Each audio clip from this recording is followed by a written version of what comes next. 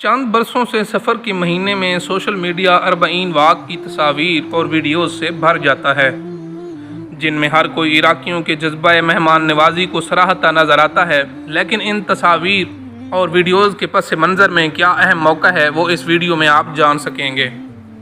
یہ ایک 80 کلومیٹر طویل سڑک ہوتی ہے، ایک عام شاہراہ جو کسی بھی ملک میں دو شہروں کو ملانے کے لیے تعمیر کی جاتی ہے، لیکن شیعہ مسلمانوں کے لیے مقدس سمجھے جانے والے دو عراقی شہروں نجف اور کربلا کو ملانے والی اس سڑک پر منظر کچھ خاص ہوتا ہے۔ یہاں جا بجا دوران سفر کسی بھی مسافر کو پیش آنے والی ہر ضرورت کا مفت انتظام کیا جاتا ہے۔ کوئی زبردستی آپ کو جوس پلانا چاہتا تو کوئی کھجوریں یا دیگر اشیاء خورد و نوش پکڑا دیتا ہے۔ کچھ بچے ملتے ہیں جو درخواست کر رہے ہوتے ہیں کہ ہم سے اپنے جوتے پالش کروا لیں، تو کوئی چاہتا ہے کہ آپ انہیں اپنی ٹانگیں دبانے کی سعادت دے دیں۔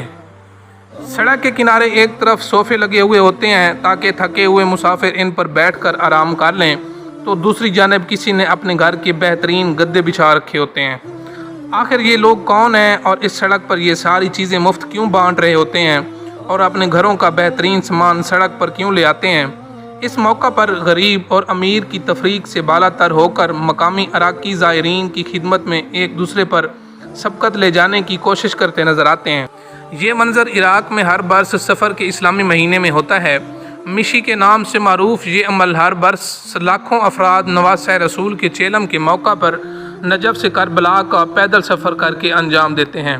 مجھے یہ جان کر خاصی حیرت ہوئی کہ جنگ زدہ ملک کے یہ باسی جو خود بمشکل گزارا کرتے ہیں، انہی دنوں کے لیے سال بھر پیسے بچاتے ہیں تاکہ دنیا کے مختلف ممالک سے آنے والے زائرین کی خدمت میں کوئی کمی نہ رہ جائے۔ اربعین عربی گنتی میں 40 کو کہتے ہیں اور اصطلاحاً کسی شخص کی موت کے 39 دن بعد اس کی یاد میں منائے جانے والے دن کو کہا جاتا ہے۔ عراق میں اربعین کا تہوار سن 61 ہجری میں 10 محرم کو پیش آنے والے کربلا کے واقعے کے 40 دن کی تکمیل پر 20 صفر کو منایا جاتا ہے۔ آج کربلا کے واقعے کے 1400 سال بعد بھی نواسہ رسول کی قربانی کی یاد میں دنیا کے کونے کونے سے کروڑوں افراد کربلا پہنچتے ہیں۔ اربعین واق کا آغاز کب ہوا، اس بارے میں مصدقہ طور پر تو کچھ نہیں کہا جا سکتا، تاہم نجف سے تعلق رکھنے والے عالم سید رضا کے مطابق تاریخی روایات کے مطابق جابر بن عبداللہ الانصاری وہ پہلے شخص تھے جنہوں نے امام حسین علیہ السلام کی قبر کی زیارت کی۔ عراق کے سابق صدر صدام حسین کے دور حکومت میں اربعین واق پر سخت پابندیاں عائد تھیں اور حکام ہر برس عراقی عوام کو اربعین کے موقع پر روکنے کی ہر ممکن کوشش کرتے، تاہم اس کے باوجود اس سفر کا سلسلہ جاری رہا۔ سن 2003 میں صدام حسین کے دور اقتدار کے خاتمے کے بعد سے اربعین واق کا سلسلہ ایک نئے جذبے سے شروع ہوا اور تب سے ہر سال اس سفر کے لیے کربلا پہنچنے والے افراد کی تعداد بڑھتی جا رہی ہے۔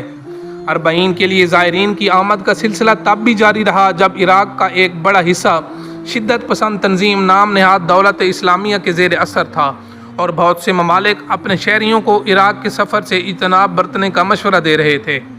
عموماً اس سفر کا آغاز نجف سے ہی ہوتا ہے اور اربعین کے لیے سفر کرنے والے زیادہ تر افراد نجف کے ہوائی اڈے پر ہی اترتے ہیں۔ دنیا بھر کے ہوائی اڈوں پر کھانے پینے کی چیزوں سے لے کر پینے کا پانی تک خریدنا پڑتا ہے اور وہ بھی زیادہ قیمت پر، لیکن بصرہ ایئرپورٹ پر زائرین کے لیے پانی کا مفت انتظام ہوتا ہے۔ دیکھا جائے تو اربعین کے موقع پر سوائے جہاز کے ٹکٹ اور ویزے کے ہر چیز ہی تقریباً مفت ملتی ہے۔ اس بات کا اندازہ ایئرپورٹ سے نکل کر ایئرپورٹ کے باہر سینکڑوں بسیں اور کاریں کھڑی ہوتی ہیں۔ بصرہ سے کربلا یا نجف یا جہاں کہیں بھی آپ جانا چاہیں، ایک مناسب قیمت طے کرنے پر یہ ڈرائیور آپ کو وہاں لے جائیں گے، اور اگر آپ کے پاس پیسے نہیں تو فکر کی کوئی بات نہیں، بصرہ کے رہائشی بنا کسی قیمت کے مفت میں یہ خدمت انجام دینے کو بھی تیار نظر آتے ہیں۔ کہیں لوگ سر پر سامان رکھے پیدل ہی نجف کی جانب رواں دواں دکھائی دیتے ہیں، تو کہیں ایسے مسافر کی خدمت کے لیے لوگ سٹال لگائے بیٹھے ہوتے ہیں۔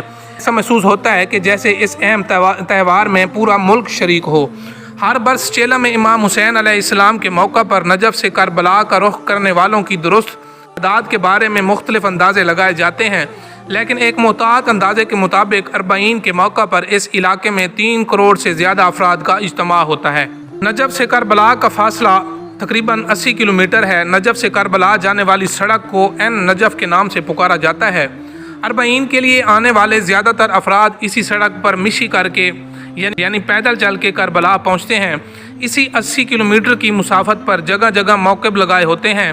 موقف کے اندر چارجنگ کی تاروں، وائی فائی، گرما گرم کھانے، مساج اور پیر دبوانے سے لے کر آپ کے گندے کپڑے دھونے تک کی سہولت میسر ہوتی ہے۔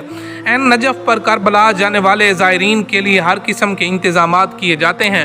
دنیا کے ہر ملک کی خوراک سے لے کر بچوں کے پیمپر اور ٹیشو پیپر تک مفت دستیاب ہوتے ہیں۔ جگہ جگہ عراقیوں نے اپنے اپنے خاندانی ناموں کے ساتھ موقف لگائے رکھے ہوتے ہیں۔ انہیں آپ آرام گاہیں بھی کہہ سکتے ہیں اور طعام و قیام کی جگہیں بھی۔ اگر آپ کی طبیعت ناساز ہو جائے یا آپ کو کسی دوا کی ضرورت ہو تو اس کے لیے ہر چند کلومیٹر پر میڈیکل کا سٹال بمائے عملہ بھی موجود ہوتا ہے۔ چھوٹے چھوٹے بچے اپنے سروں پر بڑے بڑے تھال میں کھانے کی اشیاء رکھے نظر آتے ہیں۔ ان سب کا اصرار ہوتا ہے کہ آپ ان کا کھانا ضرور کھا کر جائیں۔ کئی مقامات پر طویل دسترخوان بچھے نظر آتے ہیں۔ اس سڑک کو دنیا کا سب سے بڑا دسترخوان بھی کہا جاتا ہے۔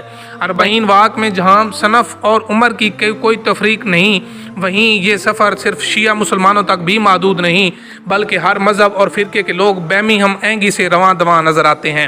عراقی نہ صرف اربعین کو بلکہ اس کے لیے آنے والوں کی خدمت کو بھی ایک عبادت سمجھتے ہیں اور اسی لیے وہ زائرین کی خدمت میں کوئی کسر نہیں اٹھا رکھتے اور پورے عراقی خاندان اس خدمت میں بخوشی مگن دکھائی دیتے ہیں۔